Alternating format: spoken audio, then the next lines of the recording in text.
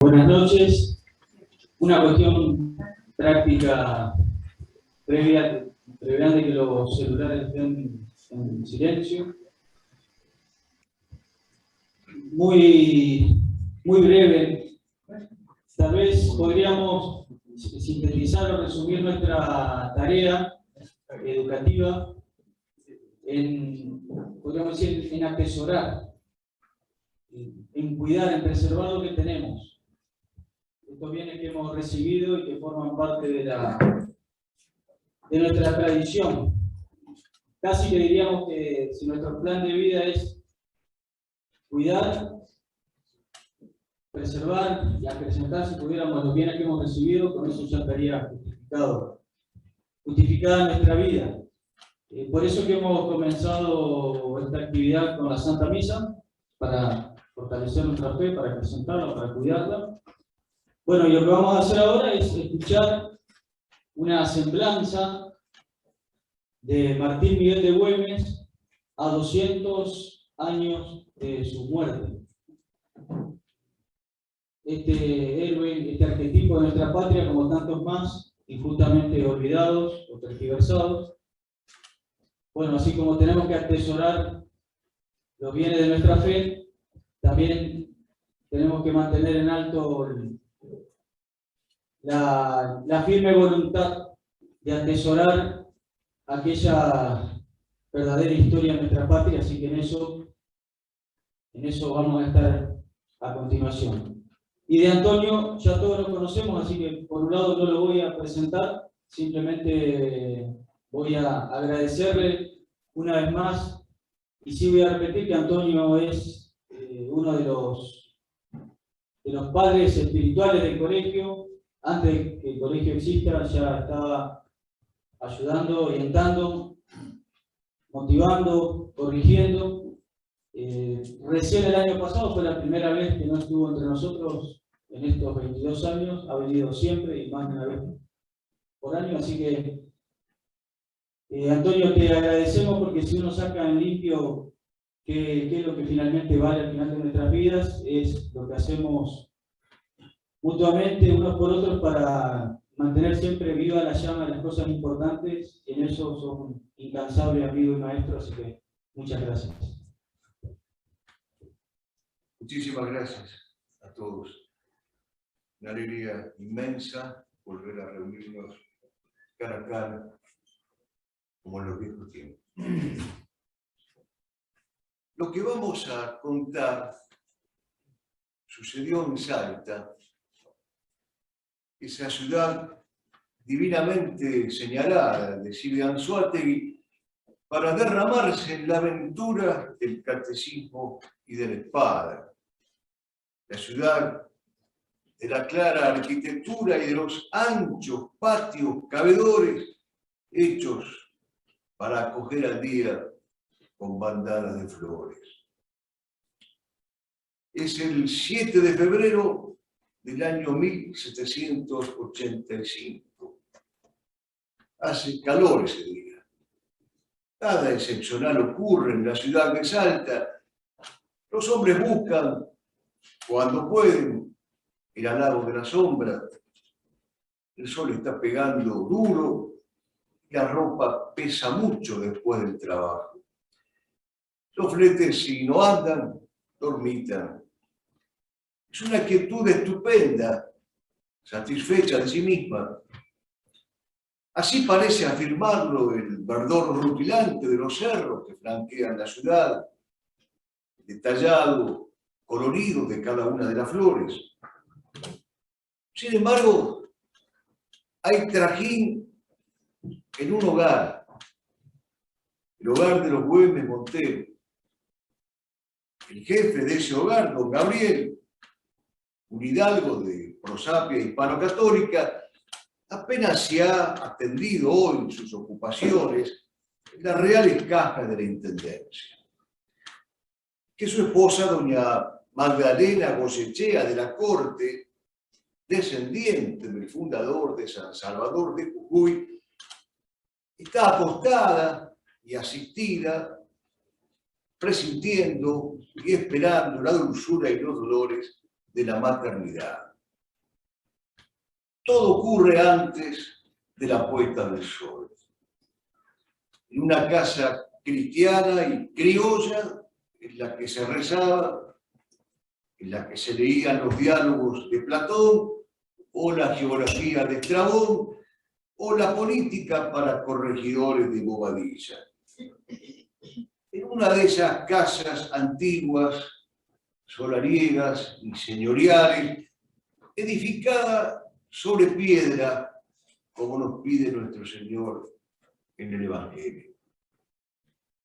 Y lo que ocurre es la llegada al mundo de Martín Miguel Juan de Mata, así bautizado en la iglesia matriz de la ciudad. Por los años, se podrá decir de este niño que defendió el norte argentino, la geografía norteña de la patria. Cuidó las espaldas de San Martín, renunció a los sobornos, gobernó según las enseñanzas de la Iglesia, forjó un vital espíritu patriótico, creó una táctica militar propia, asombró con su coraje a la América del Sur y acaudilló todo un pueblo alzado en armas. Eso sí, no quiso Güemes desmembrar el territorio americano, ni quiso desarraigarlo de la madre patria. Vale la pena entonces conocer más profundamente la vida de este hombre. Fue educado en primer lugar por los padres franciscanos. Asistió a la cátedra de artes del doctor Manuel Antonio de Castro. Cursó el Real Colegio de San Carlos y estudió particularmente matemáticas y dibujo. Nada, absolutamente nada, en él configura la fisonomía del bárbaro con que ha querido retratar Sarmiento a los caudillos federales. Por el contrario, tiene el porte y el estilo de los hidalgos y de los señores de la tierra.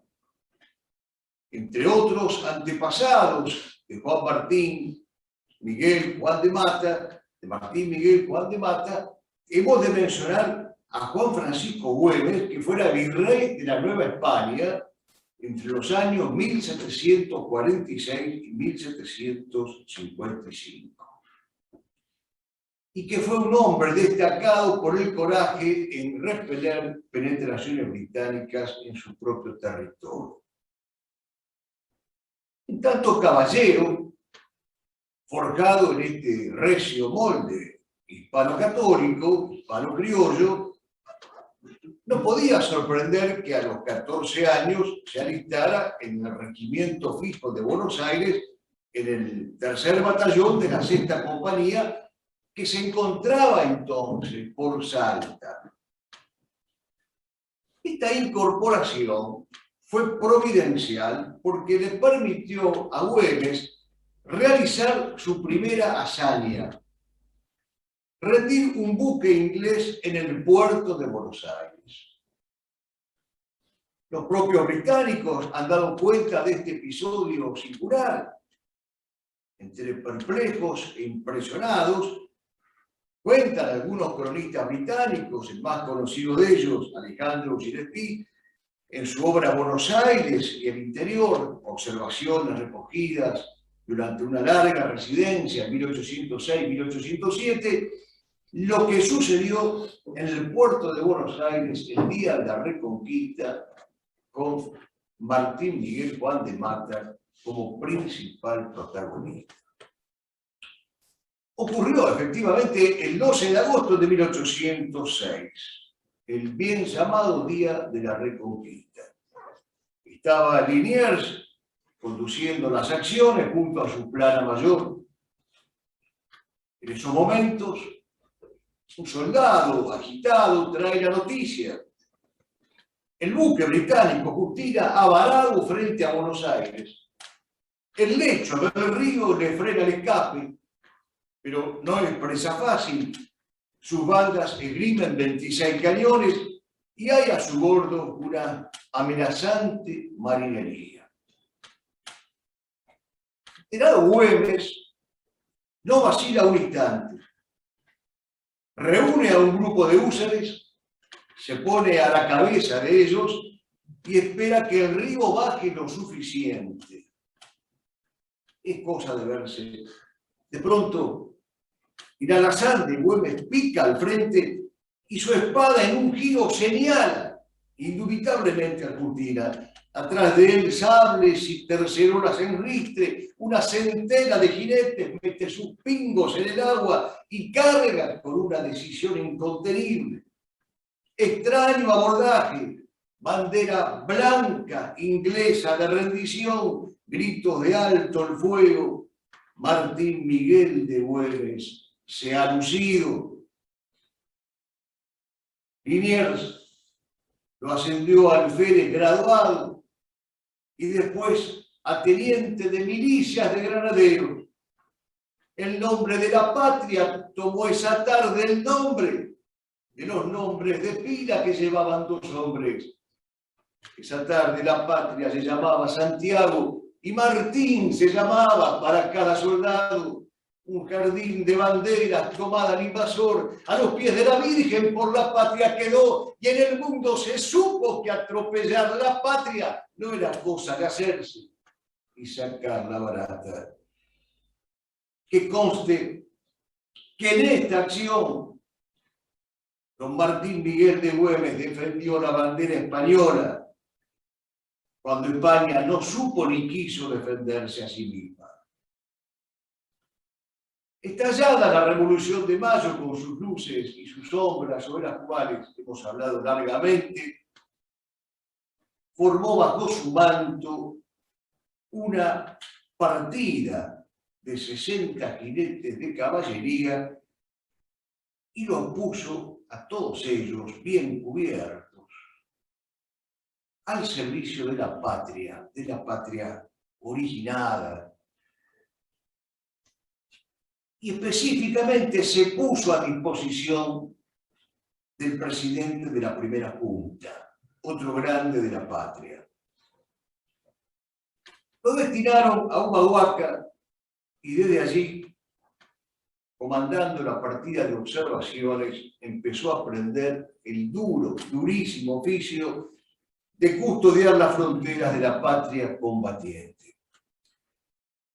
Esa partida, reforzada con nuevos elementos, se convirtió después en el escuadrón de salteños, que se incorporó como vanguardia del célebre Ejército del Norte. Estuvo en la ocupación militar de la ciudad de Tupiza, se llegó hasta Tarija y luego se trasladó a Calchaquí para organizar las llamadas milicias del Valle. Con las milicias del Valle, con el escuadrón de salteños, con la división tarijeña, marchó siempre épicamente a la avanzada, a la cabeza del Ejército del Norte, participando en el combate de Cotagaita y decidiendo la suerte del combate de Suipacha. Vale la pena volver a detenerse en la huella para contemplarlo. Es el 7 de noviembre de 1810. Aún no hace media docena de meses que la junta que encabeza Saavedra rige los destinos del virreinato del Río de la Plata. Pero ya se ha peleado, como también se va a pelear ese día. Las armas criollas se van abriendo paso y llegan hasta Suipacha, cantón del Potosí. Terreno difícil, áspero, duro, quebrado, vertiginoso. De este lado, las fuerzas criollas que comanda Balcarce. Del otro, tropas que responden al virrey del Perú. Es una dolorosísima guerra entre hermanos. Una dolorosísima pero necesaria y legítima para nosotros.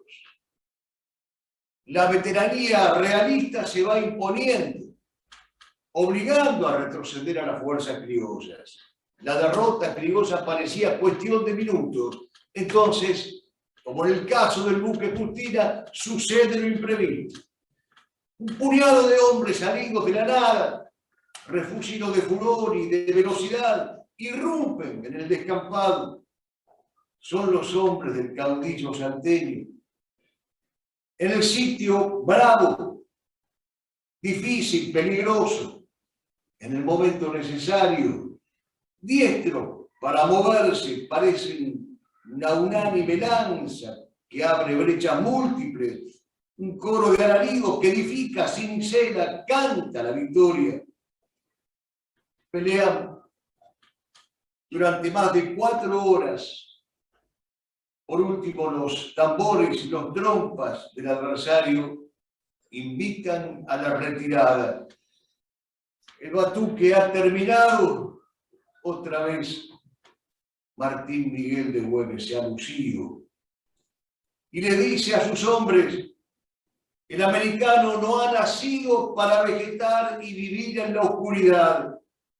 Su táctica no es la fuga, manchando la memoria de nuestros abuelos.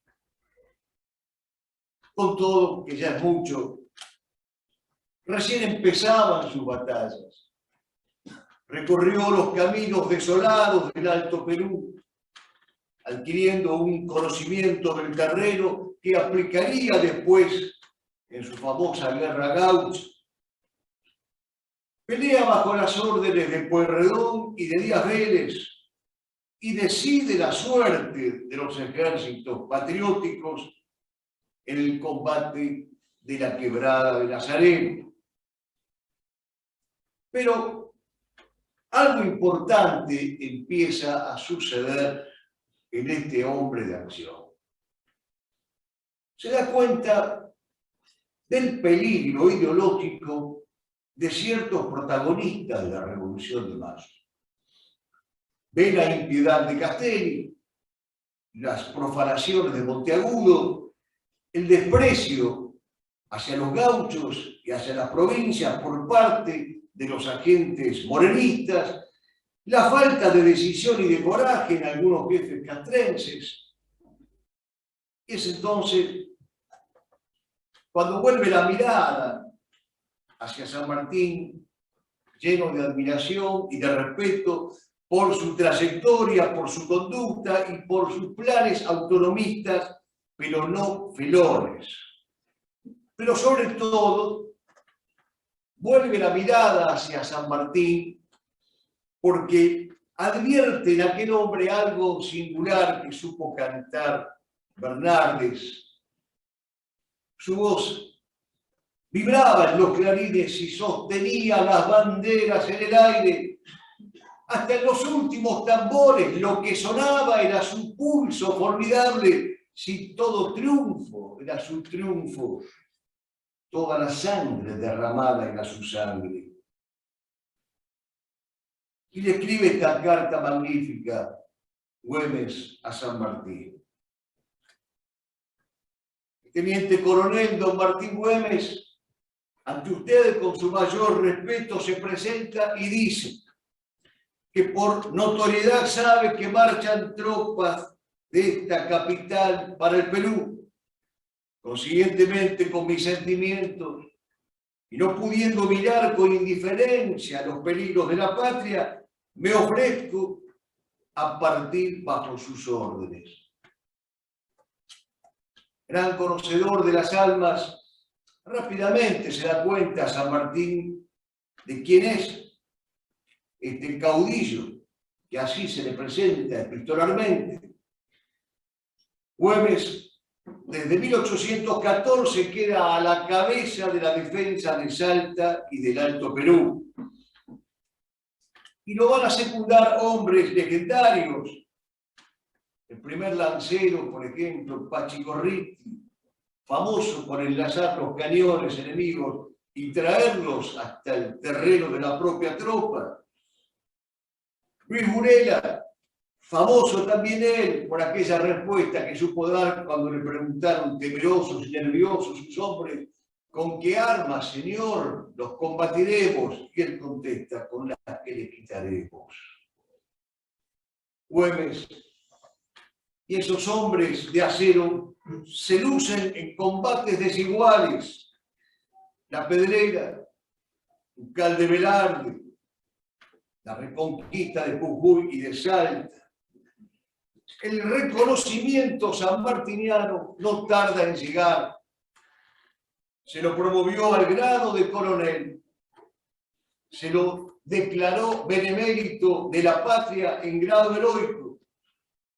Se le confirieron atributos de comandante general de la vanguardia.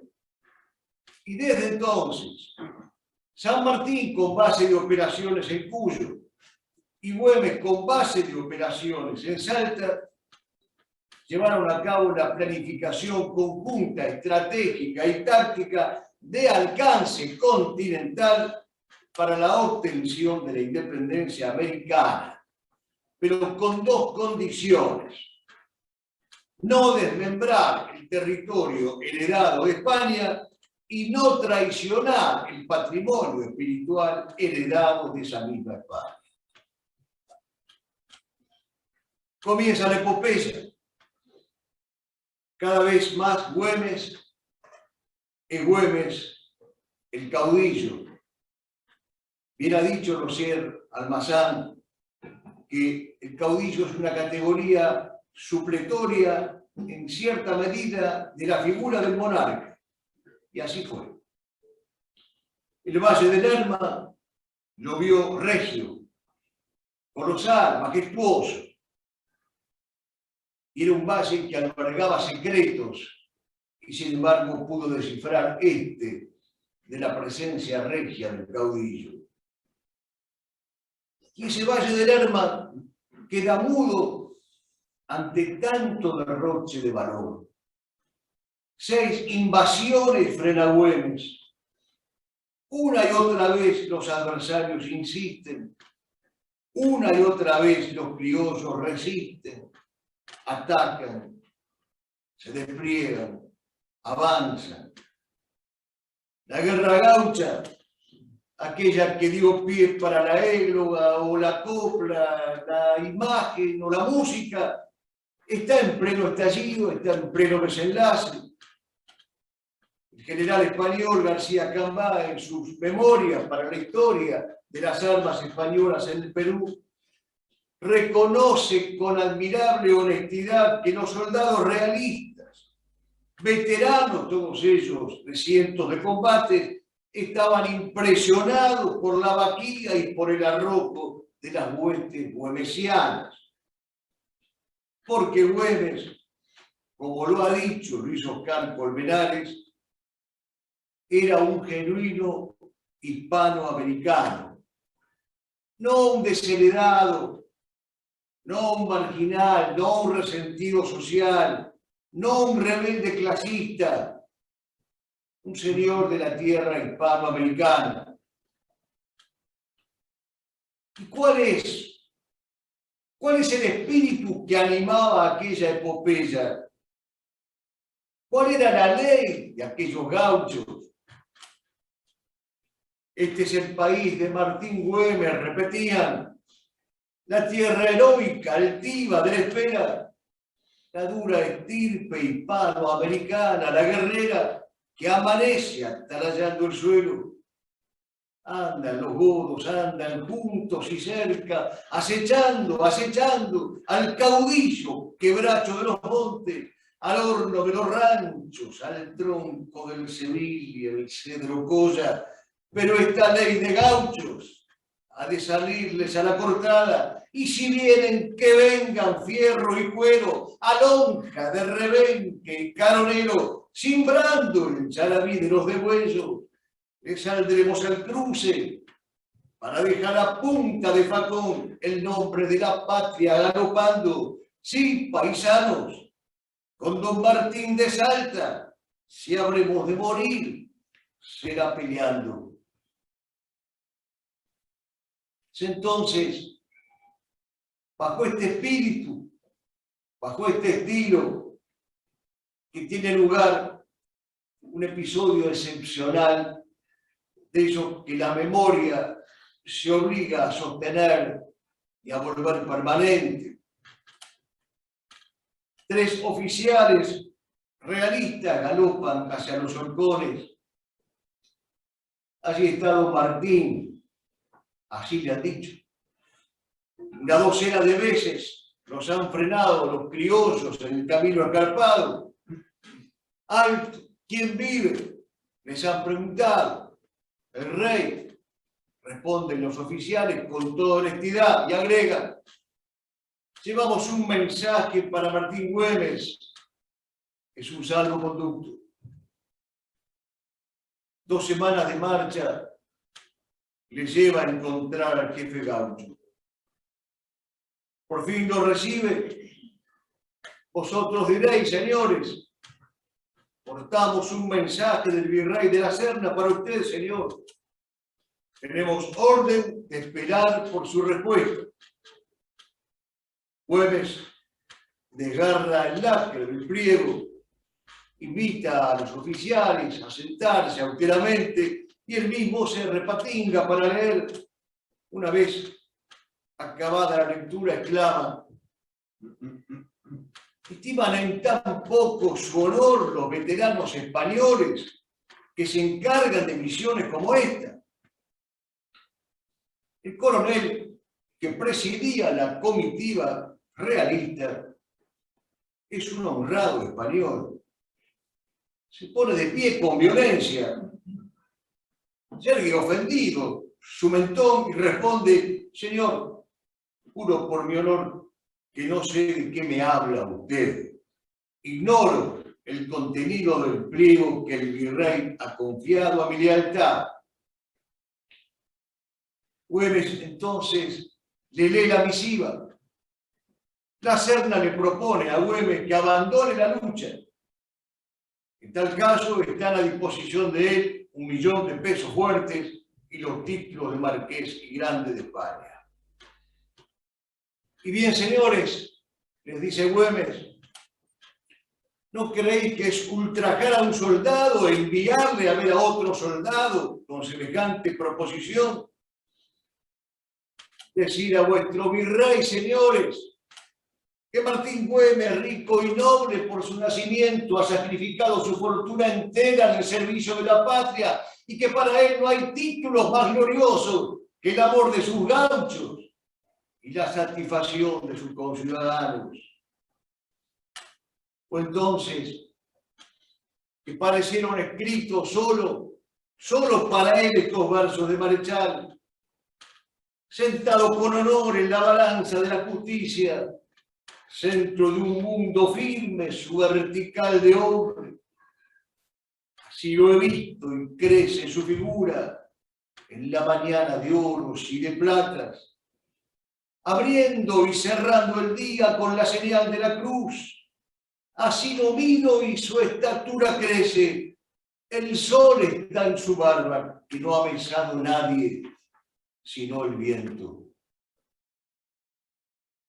Admirado por tanta grandeza, el insigne historiador Vicente Sierra, en el Congreso Güemesiano de 1972, dijo: es evidente que el destino histórico y la voluntad de Dios nos han dotado de estos hombres para forjar el destino trascendente de América. Destino, concluye Sierra, que nos viene de nuestro origen, extraordinariamente magnífico, nuestro origen hispano-católico. Aclaremos entonces algunos conceptos que no siempre han quedado en claro. Güemes no fue un gaucho incivil que improvisó una guerra sobre la base de sus impulsos o instintos o de los arrebatos espontáneos de la plebe. La aristocracia era su rasgo definitorio. Esto es la excelencia, la virtud política, como dice Aristóteles, la preocupación por el bien común y por el honor nacional. Militarmente hablando, fue un militar superior de las armas de la patria que conoció la disciplina cuartelera, los rigores de la formación castrense y la instrucción proporcionada por grandes jefes militares. Se engañarían entonces quienes quisieran ver en la guerra gaucha el fruto de la improvisación, del desborde meramente pasional o sentimental, o de la rabia, de la mera rabia ocasional. Sin negar estos factores, no los negamos, así como una sorprendente intuición y sentido de la oportunidad, lo cierto es que todo el accionar militar del caudillo salteño fue el resultado de una paciente y delicada organización militar, de una pensada estrategia que se fue perfeccionando con el paso de los años y sin la cual no se explicarían las sucesivas derrotas y desmembramientos de las poderosas huestes españolas. Estos personajes insospechados han dejado testimonio de esto que estamos diciendo. Y digo insospechados porque se trata de dos ideólogos del liberalismo historiográfico. Dice Vicente Fidel López al respecto: la campaña de Güemes es, en mi concepto, un modelo en su género, como plan estratégico y como ejecución consumada. No faltó en ella ninguna previsión, no hubo que lamentar un solo descuido, y todas aquellas milicias movidas y electrizadas por el jefe de la provincia invadida obedecieron directamente a una sola voz, con la regularidad del ejército veterano más prolijamente preparado. Esta guerra, concluye Vicente Fidel López, se realizó no como creen y dicen algunos, con correrías de grupos independientes y francos a la manera de las bandas bárbaras, sino con milicias regladas y oficiales cultos a la cabeza. Está dicho en la historia de la República Argentina de Vicente Fidel López. Y en el mismo sentido se ha expresado Bartolomé Mitre, diciendo: lo que distingue principalmente a la guerra de Güemes de las otras es la de ser un movimiento sistematizado en medio de su aparente desorden, que se desenvuelve táctica y estratégicamente en una vasta extensión territorial según un plan que está en la cabeza de su jefe y por ende en la cabeza de todos. Lo dice Mitre en la historia de Belgrano y de la independencia americana. La organización de los dispositivos militares de Güemes, en una palabra, fue reconocida aún por sus adversarios políticos. En este caso, López y Mitre. Pero pongamos atención. Si hemos reivindicado sus aptitudes técnicas y sus dotes organizativas, no fue para circunscribirlo a la condición de un militar victorioso. Mucho más significó Güemes. Jefe y sostén de una provincia alzada en pro de la nación. Patriarca y comandante de todo un pueblo en armas al servicio de una causa continental. Porque la guerra gaucha, deseo repetirlo y reiterarlo, no fue una resistencia localista ni un mero episodio provincial aislado. Como no fue su conductor una pieza accesoria del plan sanmartiniano.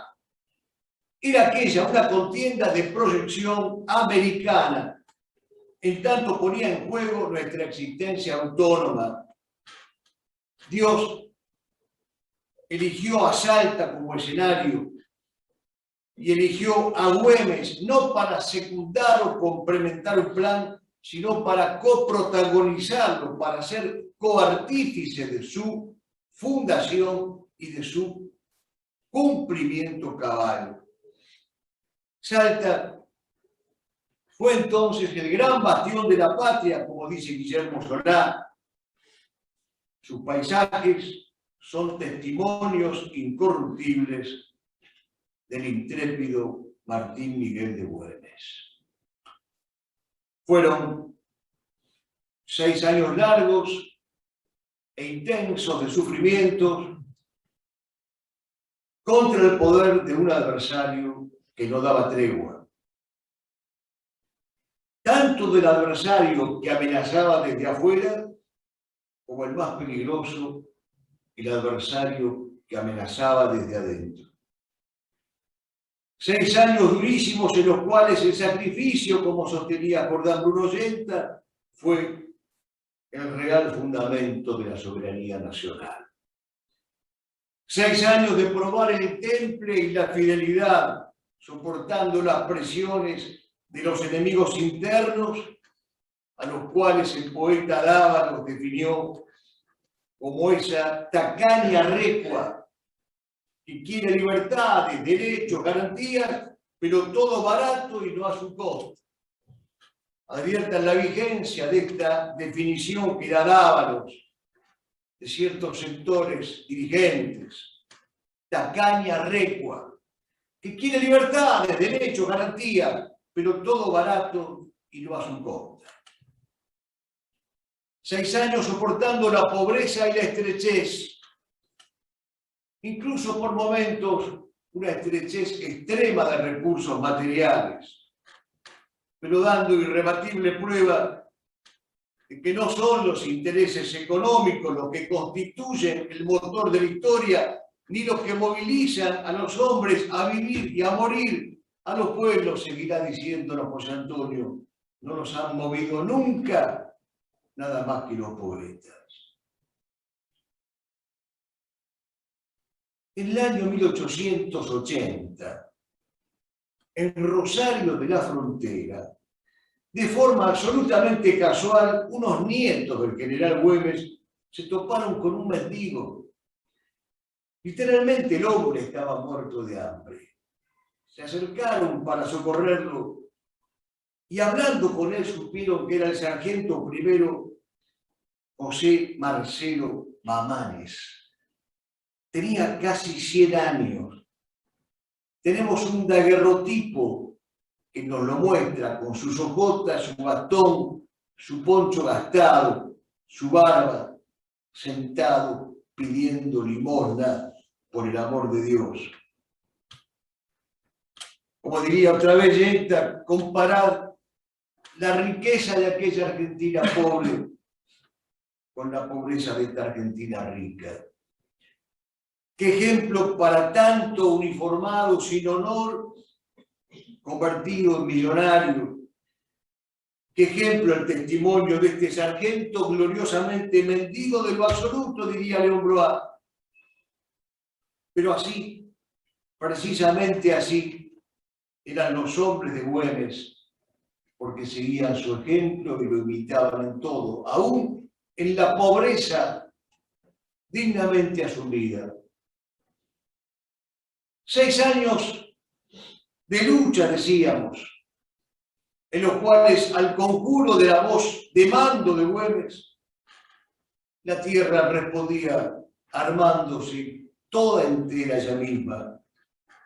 Así lo ha dicho y conocida metáfora Juan Carlos Dávalos en su obra La tierra en armas. Y cuanto más dueños de la tierra se crean los intrusos, más brotarán reacciones en zarzas y en breñales, en páramos y montes, en nieves y en torrentes, en lluvias y en sequías, montes, llanos, hombres, bestias, toda la tierra en armas. Se dirá que esto es leyenda. Precisamente si lo es o si lo fuera, en esto radica su superioridad poética frente a la historia. Qué paradigmática esta leyenda en tiempos prosaicos como los que vivimos, sin épica ni espíritu de resistencia patriótica. Qué paradigmática esta respuesta del caudillo al general Olañeta del 22 de septiembre de 1816. Le dice Güemes: no quiero favores en perjuicio de mi país. Este ha de ser libre a pesar del mundo entero. Yo no tengo más que gauchos, honrados y valientes, pero con ellos los espero, a usted, a su ejército y a cuantos quieran venir. Güemes fue probablemente el menos localista de los gobernantes de su tiempo y uno de los que mejor vieron la necesidad de superar los criterios estrechos. Existía ciertamente, no hay que negarlo, entre él y Salta, entre Salta y él, un vínculo radical, indisoluble, una juntura invisible pero activa como la de las almas y los cuerpos, un intercambio de supremos valores, como lo ha escrito Bernardo Frías. Salta era, por cierto, para Güemes, el oeste en diagonal, la puna, el viento, el suelo helado, seco, polvoriento, una quera, un erquencho, el nogal, el cebil, la tipa rosa, el surco abierto, la vendimia pronta y el hombre construyendo su propio destino. Pero Salta era con orgullo, como él la proclamaba, el antemural infranqueable de la patria toda. Sus habitantes batallaban por la nacionalidad entera. Defender a Salta era defender la inviolabilidad de los fueros heredados, era impedir la disgregación territorial. Y sabido es que el gran objetivo de Güemes consistía en llegar hasta el Alto Perú para encontrarse en un abrazo sin tiempo con la fuerza del general San Martín. Que las acciones continentales de ambos jefes estaban inteligentemente engarzadas. Atilio Cornejo, en su Historia de Güemes, dice que los planes de aquellos hombres no eran regionales, sino continentales. Como gobernador de Salta, Güemes era un hombre intransigente, pero su corazón y su entusiasmo estaban por entero allí, junto al general San Martín. Esta dimensión continental de su lucha fue estudiada y resaltada por varios autores, no solamente por los liberales, sino también por autores federalistas y caudillistas, todos los cuales han llegado a la conclusión de que la llamada guerra gaucha fue, en rigor, la expresión más criolla de una guerra criolla que tuvo alcance continental. Esto explica el enorme dolor que le causaban a Güemes las luchas fratricidas con Castelli, con Rondó, con las autoridades porteñas de Buenos Aires y con la oligarquía nativa de Salta. El hombre de la guerra gaucha, ha dicho Lugones, su numen simbólico es don Martín Miguel de Güemes, pero él, acota Lugones, fue realmente el salvador de la independencia nacional desde el norte, y la originalidad de su táctica no puede impedir que se lo considere como uno de los más grandes guerreros que tuvo este país. Hasta aquí, mis queridos amigos, en imperfectos trazos, la semblanza personal y militar y heroica de don Martín Miguel Juan de Mata. Nos gustaría abordar ahora una segunda cuestión, que es la de su gobierno como gobernador de Salta. El 6 de mayo de 1814, el Cabildo de Salta lo nombró gobernador y capitán general de la provincia. Desde entonces, y salvo interregnos a los que lo obligaba la guerra, ejerció el gobierno hasta el día de su muerte. Y es cierto que de inmediato y prioritariamente tuvo que abandonar prácticamente ese cargo para dedicarse a las actividades castrenses propias de la guerra. Sin embargo, no descuidó el ejercicio paternal del gobierno. Es cierto también que la tarea ofensiva y defensiva la encaró y la ejecutó personalmente, sin delegar en nadie ningún puesto, sobre todo el puesto de mayor peligro. Elegía expresamente los puestos de mayor peligro, los de avanzada, los de soledad, los de aislamiento, los prolongados. Sobre todo desde que San Martín lo nombró general en jefe del ejército de observación.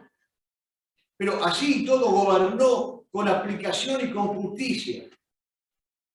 Y muy pronto, y observen qué importante este detalle, el movimiento político que secundaba a Güemes como gobernador empezó a ser conocido con el nombre de la Patria Vieja, opuesta a la facción que se hacía llamar a sí misma la Patria Nueva y que estaba formada por ideólogos liberales y jacobinos económicamente oligárquicos, y que son los sectores que terminarían derrotándolo.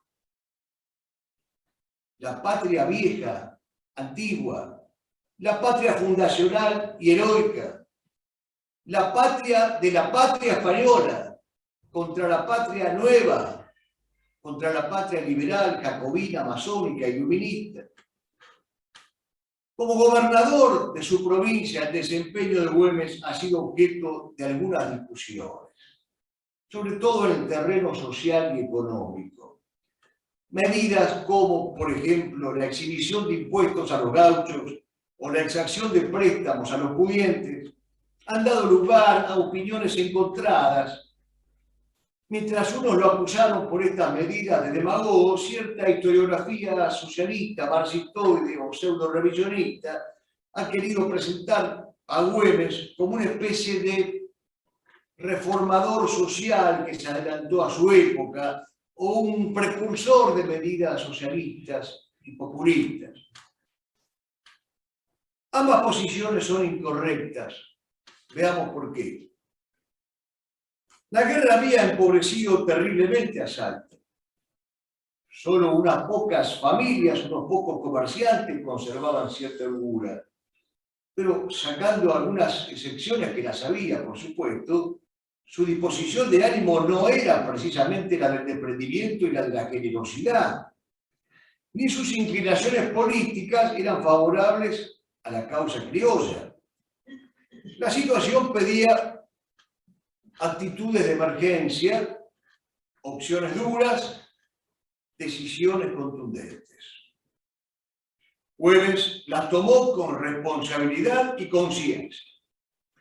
Nunca se le escapó que aquellas medidas eran dictatoriales, pero a diferencia de los modernos, que condenan a priori toda dictadura, Güemes sabía que hay dictaduras lícitas, necesarias y oportunas, y como se lo dijo a Manuel Belgrano, explicándole directamente cuál era su punto de vista político, no podía ser que en semejante emergencia los gauchos estuviesen dispuestos a brindarse enteros y el resto de la sociedad se dedicara a cuidar sus intereses.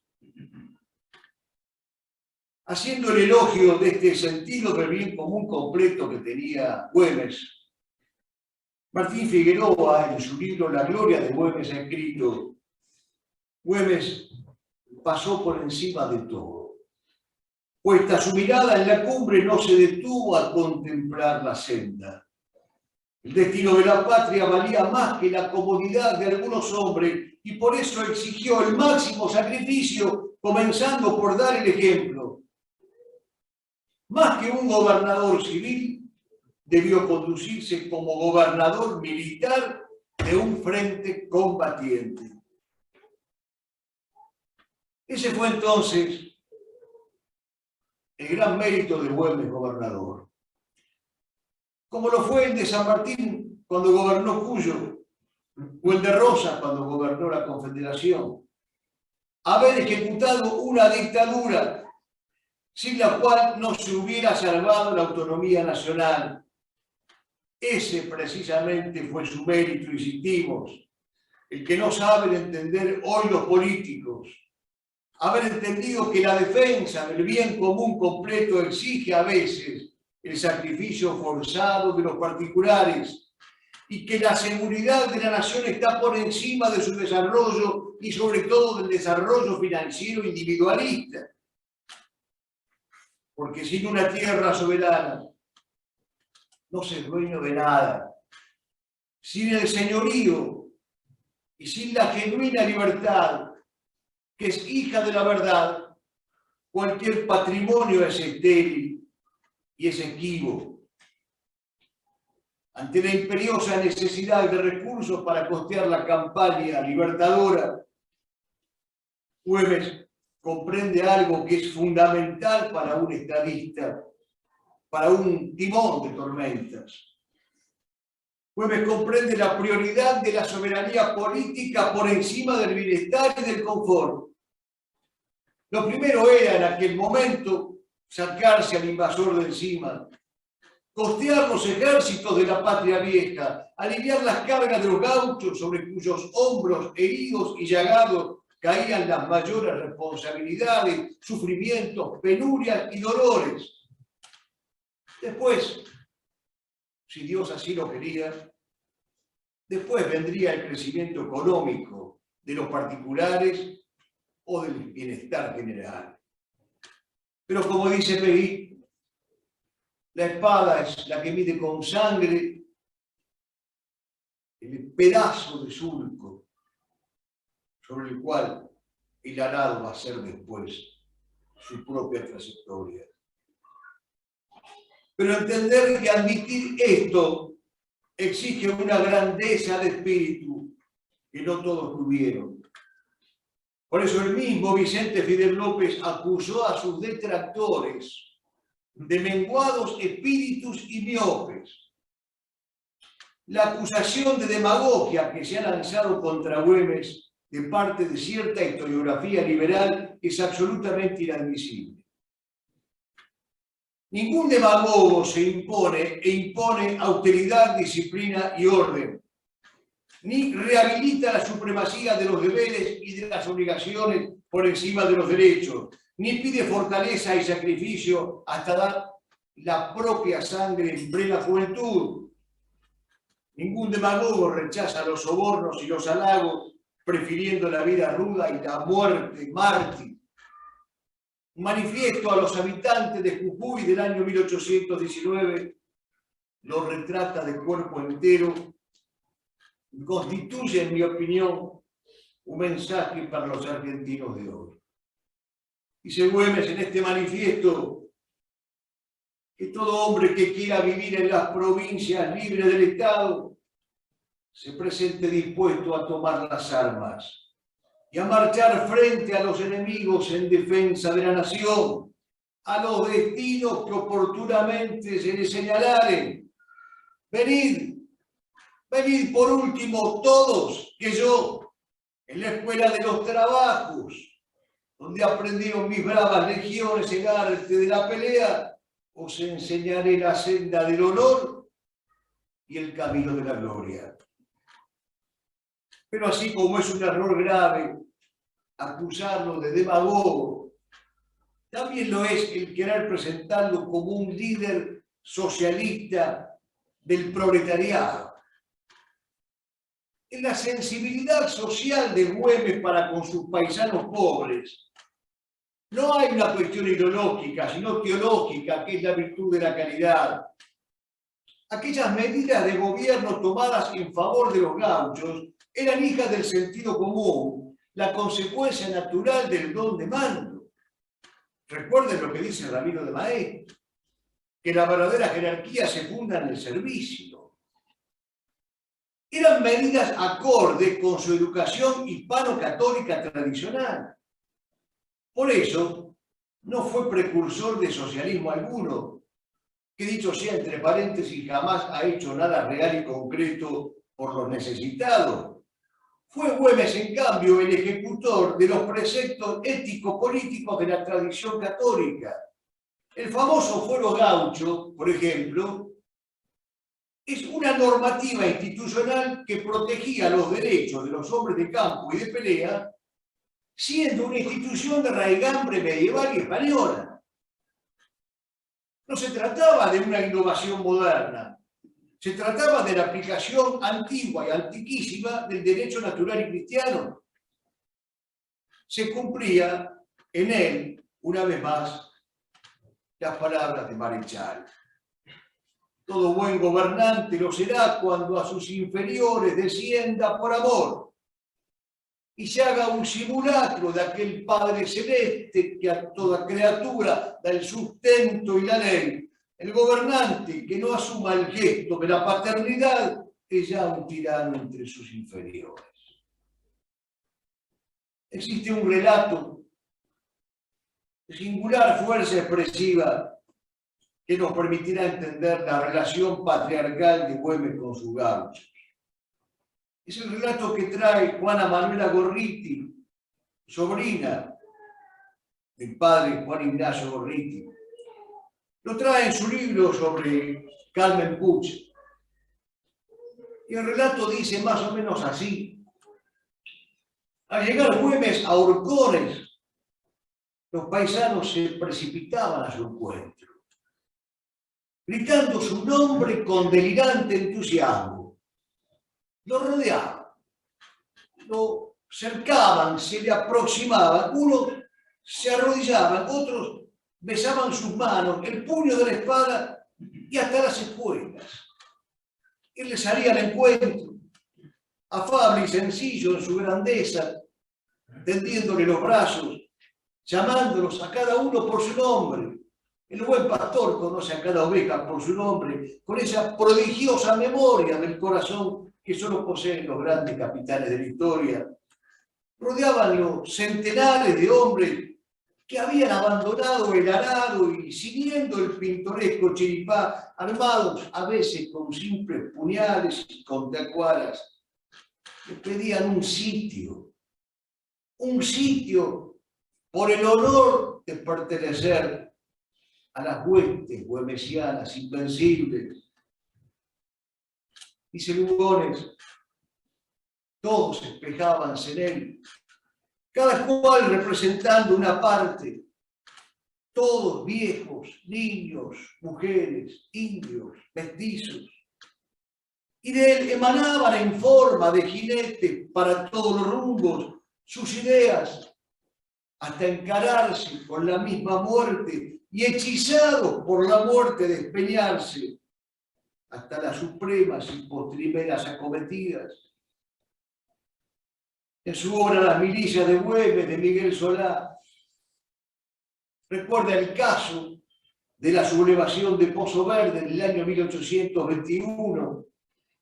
El caudillo se hace presente frente a los amotinados, está solo, arroja su espada al suelo y atraviesa, desarmado, las filas de los sediciosos. Los arengó.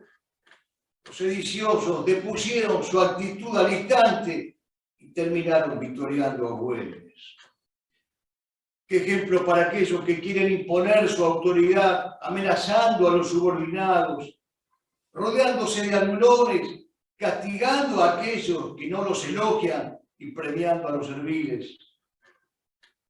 Son muchos los testimonios de la formación y de la conducta católica de Güemes. Apenas iniciada su gestión como gobernador, por ejemplo, demostró públicamente su respeto, su afecto y su acatamiento a los dos dignatarios prominentes de la jerarquía eclesiástica en América, a pesar de que ambos hombres se definían a favor de la causa realista. Se trataba del obispo Nicolás Videla del Pino y del arzobispo Benito de Monzó y Francolí. Güemes hace las distinciones correspondientes. Como bautizado fiel, se alegra de la acción sacramental que llevan a cabo estos hombres y las apoya incondicionalmente. Como caudillo de la causa americana, no está dispuesto a permitir que existan comunicaciones políticas secretas entre los prelados y los jefes realistas. Pero fue esmerada y digna de mención la delicadeza que tuvo en discutir con estos hombres, en discrepar con ellos y en ayudarnos como católicos en lo que debía dar su ayuda. ¡Qué alma generosa y cristiana!, comenta el doctor Atilio Cornejo. Cómo perdonaba a los enemigos. ¡Qué temple para la adversidad! Cómo afrontaba la tempestad. Todavía hoy, en la Catedral de Salta, en el Panteón de las Glorias del Norte, se conserva el escapulario con la figura de Cristo, justo juez, que acompañó al caudillo en todas sus batallas. Señal de su inequívoca piedad católica. Y llegamos al final. Y el final es el final. La muerte de Güemes. Ya habíamos dicho que los enemigos de Güemes eran internos y externos. Los últimos, obviamente, los componían los llamados ejércitos realistas, pero los primeros eran aún peores, porque no combatían al caudillo en batallas campales, frontales, abiertas, sino que se aliaban secreta, reptil y clandestinamente con los enemigos. Porque no lo combatían además por razones políticas, sino de oportunismo financiero, egoísta y particular. Eran, en un sentido estricto de la palabra, una oligarquía altiva. Una facción que privilegiaba las riquezas por encima de todo, y cuya ideología distintiva era el liberalismo y el modernismo cultural y espiritual, esto es, el desarraigo. Por eso se llamaron a sí mismos la patria nueva, por desdén a la patria antigua y eterna, a la Veracruz y el sable, a la del poncho y la tacuara.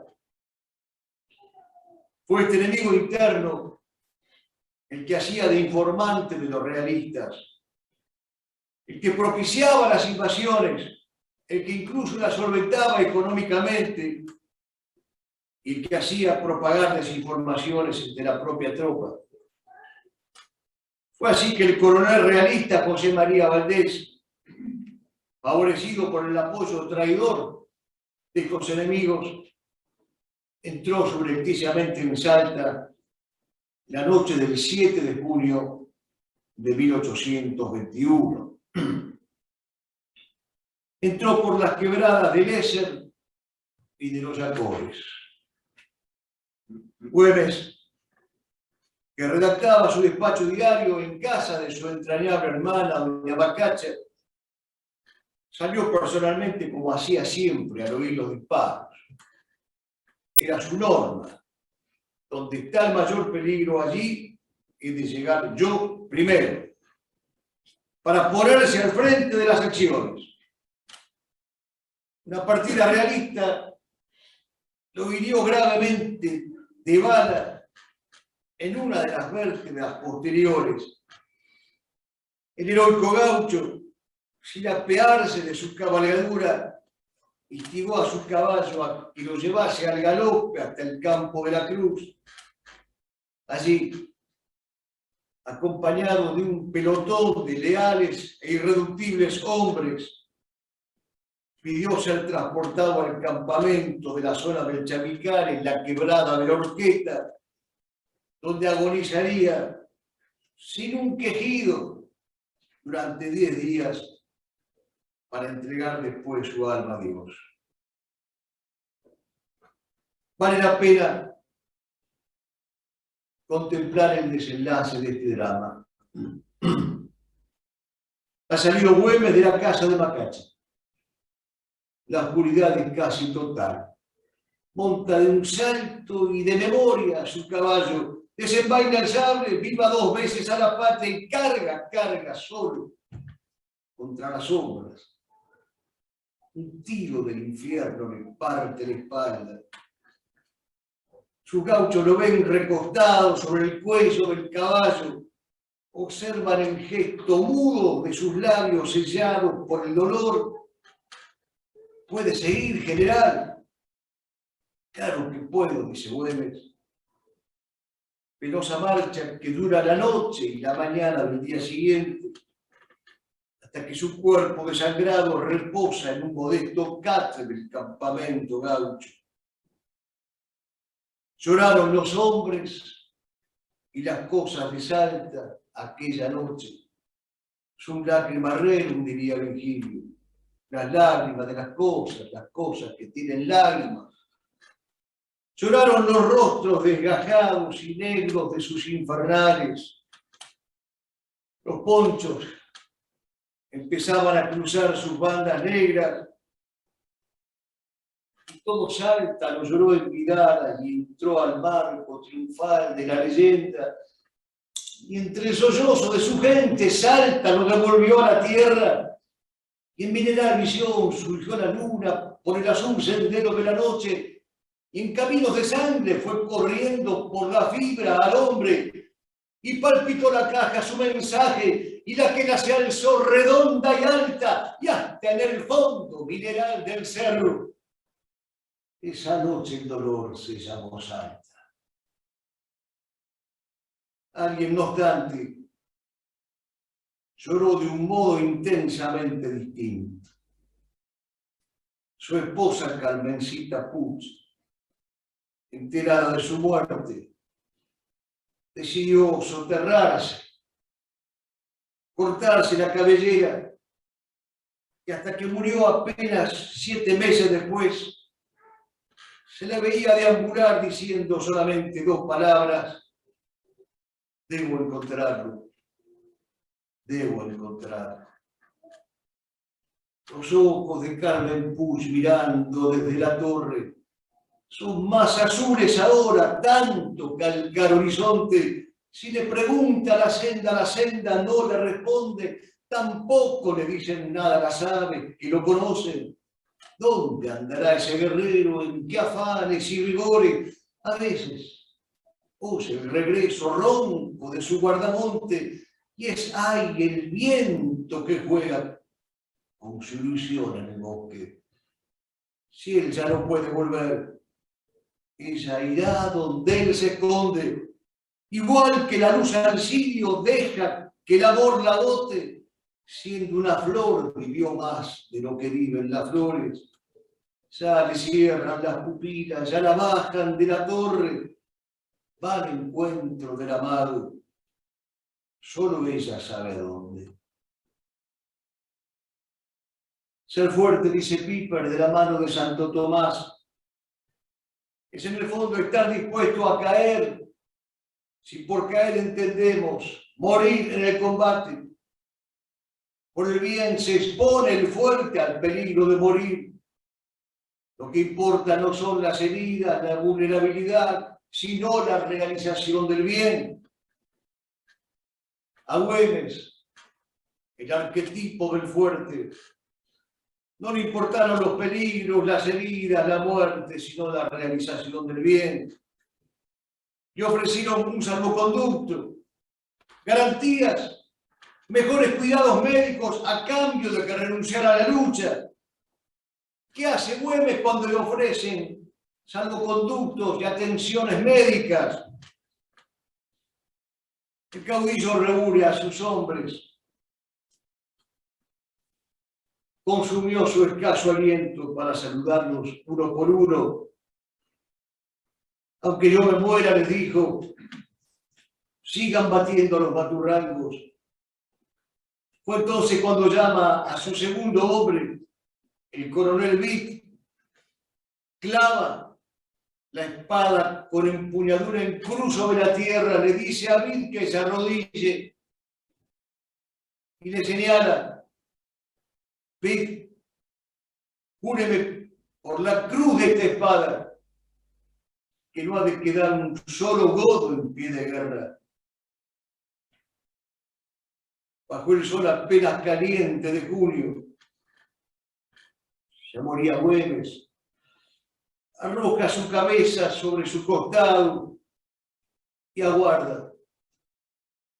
En aquel momento límite, escribe Lugones, la cabeza del caudillo dibujábase sin su morrión, todo hacia atrás, el cabello de crespa negrura, noble la frente y los grandes ojos de serena arrogancia, la nariz espaciosa, pálido, como el peligro en el vellón de su barba oscura. Tiene razón Lugones. Arroja Güemes por última vez su cabeza prócer. Su sangre se hizo una con la tierra y siguió galopando, galopando por los cerros, libre ya, sin tropas enemigas, al acecho constante. Bajo el Seville, pronuncia Güemes su oración de despedida. Escuchémosla. Herida fiera, herida que se lleva la vida y mi aliento, herida que voltea desde mis guardamontes y me apero gota a gota, herida que se pierde en el monte, en la boca de los trabucos, en las moarras, en los regatones, en los caroneros, herida de traición.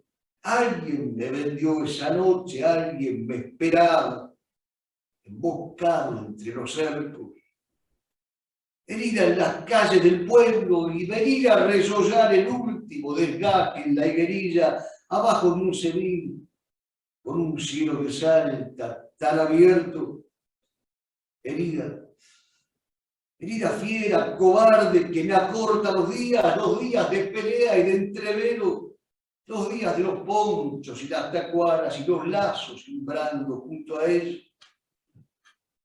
Dios mío, tapóname esta herida que me mata, cúramela con el agua bendita o con el fuego, apriétala de luna, déjame seguir peleando, peleando por la patria junto a ellos, cúramela con lluvia o con sequía, con rocío en flor, en el amanecer silvestre de la patria. Déjame, Señor, andar sable desenvainado, largándome al galope, déjame caerle como ráfaga. Déjame montar potro, correr estrellas, cuidar sendas de la patria. Desde Tarija hasta el Rosario, yo soy el rastro de un tigre que pelea, pero ahora, Señor, abajo del Seville, los veo a mis criollos vigilando mi sueño calladamente, solo, ásperamente duro, porque yo ya casi he entrado al viento. Así rezaba Güemes. Y desde allí, Martín, piala como un volcado los recuerdos. Crece en el horcón del rancho y en la flor de los ceibos. Martín, el que nombra la tropa en el vivar del fuego. Cuida a mis gauchos, cuida la patria virgen de las Mercedes y el ejército. Son hijos de Milaya, patrona y generala. Me falta el aire, habiendo tanto aire este día de julio bajo el cielo. Me falta el aire, habiendo tanto aire en este azul del cerro. Pero yo sé que vuelvo. Yo sé que vuelvo en el combate eterno, tapado con mi poncho que será rojo y negro. Aquí llega la patria, al galope azul y blanco de los montes y cerros. Que no pise un invasor el territorio nuestro. Que no pise un invasor el territorio nuestro. Ahora, criollos, ¡viva la patria!